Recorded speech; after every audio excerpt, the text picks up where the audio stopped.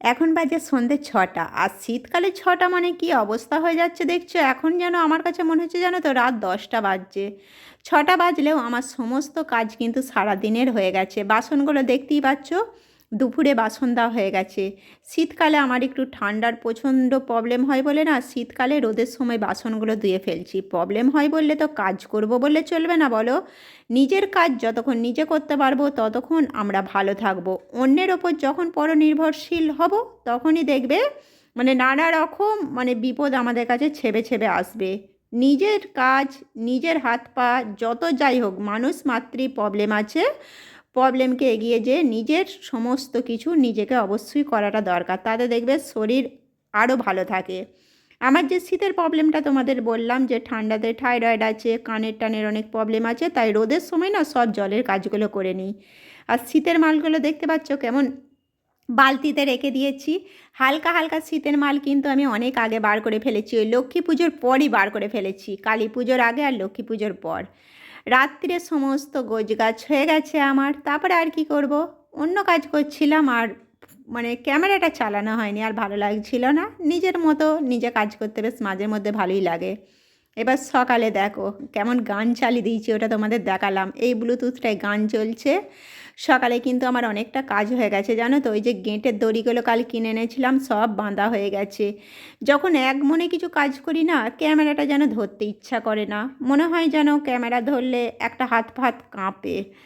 তারপর দেখতে পাচ্ছ আমার ঘর দুয়ার মোটামুটি পরিষ্কার, আর বাসনগুলো সব শুকিয়ে গেছে। এবার জায়গায় জায়গায় শুধু বাসনগুলো গুছিয়ে ফেলবো। তার আগে ভাবলাম বাইরের কাজগুলো সেরে আসি। তোমাদের বলেছি না যে জলের কাজগুলো আমি রোদ থাকতে থাকতে করে ফেলি। আর এখন কটা বাজছে জানো তো, 9:30। এই দড়িগুলো সব বার করেছি, ওই যে গেঁটটা বাগাচ্ছি।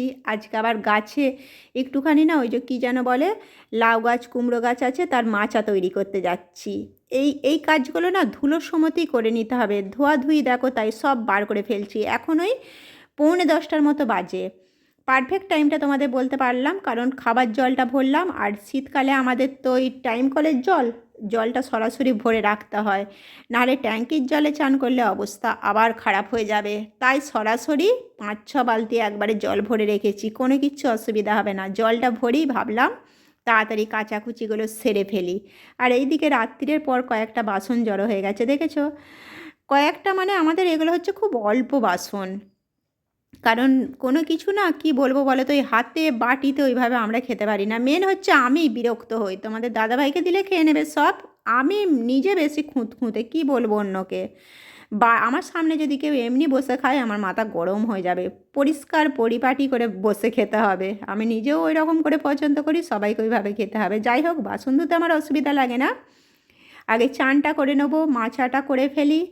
তারপরে ওই কতগুলো কাচাকুচি আছে তোমরা দেখতে পেলে, সমস্ত এই কাচাকুচিগুলো, বেশি কিন্তু আর কাচাকুচি নেই, কাচাকুচি সারতে সারতে শেষ হয়েই এসেছে। চলো আগে আজকের ইম্পর্টেন্ট কাজ হচ্ছে এই মাচাটা করা। দেখতে পাচ্ছ আমার লাউ গাছ কুমড়ো গাছটা কি সুন্দর হয়েছে।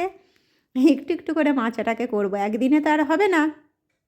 তারপর চলো এখন কিভাবে মাচা করবো আমি নিজেও জানি না, তাই অনেকক্ষণ ফোনটা চালিয়ে রেখে দিয়েছিলাম, তো পুরো মেমোরিটা ফুল হয়ে গেছে, তোমাদের আর দেখাতে পারিনি।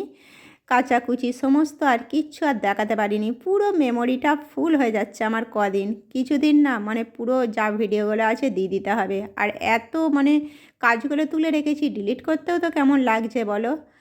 তাই দেখো আমি এইভাবে এখন মাচাটা বাঁধছি, তারপরে একবারে তোমাদের বইকালে দেখিয়ে দিচ্ছি দেখো মাচাটা কেমন করেছি। মোটামুটি খুব একটা খারাপ হয়নি কিন্তু।